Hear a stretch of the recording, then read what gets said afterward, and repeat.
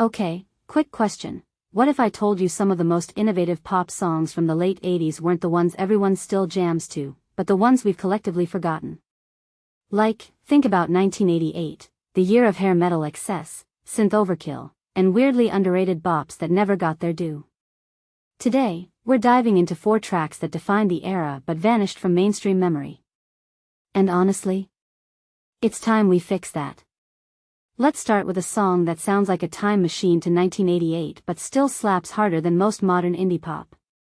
Huey Lewis and the News, Perfect World, yeah, that one. Now, I know what you're thinking, Huey Lewis? Isn't he the guy from Back to the Future? But trust me, this track is way more interesting than his "I Want a New Drug" radio staple. The genius here is in how it weaponizes optimism.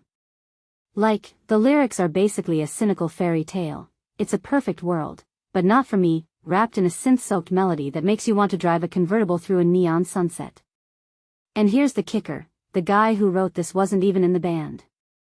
Alex Call, the mastermind behind Tommy Two Tone's Jenny, basically crafted this anthem by imagining a world where everything's great, except for the part where you're broke and heartbroken. Isn't that wild? It's like a Gen X American Pie, but with better bass lines. Now let's talk about Duran Duran's "I Don't Want Your Love." Wait, hold on, Duran Duran had so many hits, right? But this one? It's criminally slept on. And I'm not just saying that because of the bass line that could make a corpse dance. This song is funky. Like, it's got this greasy, Nile Rodgers-inspired groove that feels completely out of step with the band's glossy image. Why didn't this become their legacy track? Maybe because it dropped during their "big thing" era, pun intended, which was basically their "let's try everything and see what sticks" phase. But here's the thing, this track predicted the rise of 90s alternative R&B. If The Weeknd wanted to sample something that sounds like a forgotten Prince B-side with a new wave twist, this would be it. And the music video? Iconic. It's like a Bond villain's fever dream with way more shoulder pads. Total package, yet forgotten. Why? Next up, The Promise by When in Rome. Oh, you know this one. It's that song that makes you feel like you're in a John Hughes movie montage where the nerdy protagonist finally gets the girl. But here's the twist, it's not just a bop, it's a blueprint. This track is the perfect blueprint for how a one-hit wonder should work. Catchy? Check. Danceable? Check. Timeless?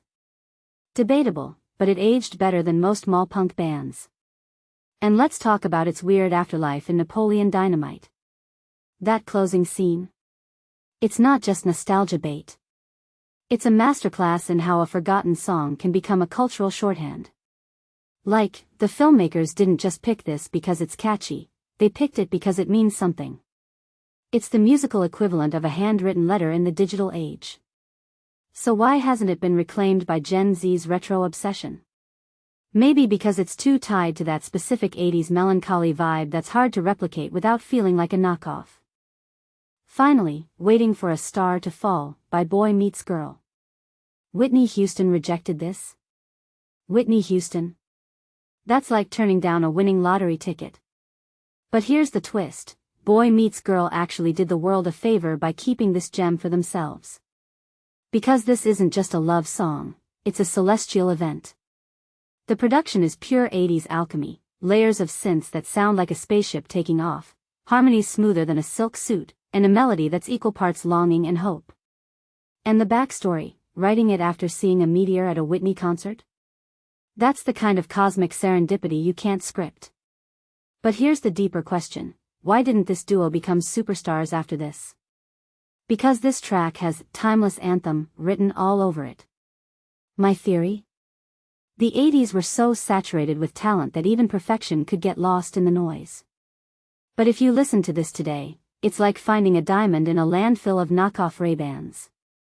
So here's my closing thought, why do we remember some songs and forget others? Is it luck? Timing? Marketing?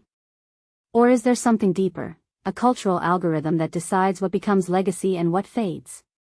These 4 tracks didn't just define 1988, they pushed boundaries, blended genres, and created moods that still feel fresh. Maybe the real crime isn't that they're forgotten, but that we've stopped looking for the next perfect world or promise in today's music. What if we're too busy streaming the same 100 hits on loop to notice the next underrated gem waiting to be rediscovered? Let me know your thoughts, and go listen to these songs. Seriously, they're better than 80% of what's on the charts right now.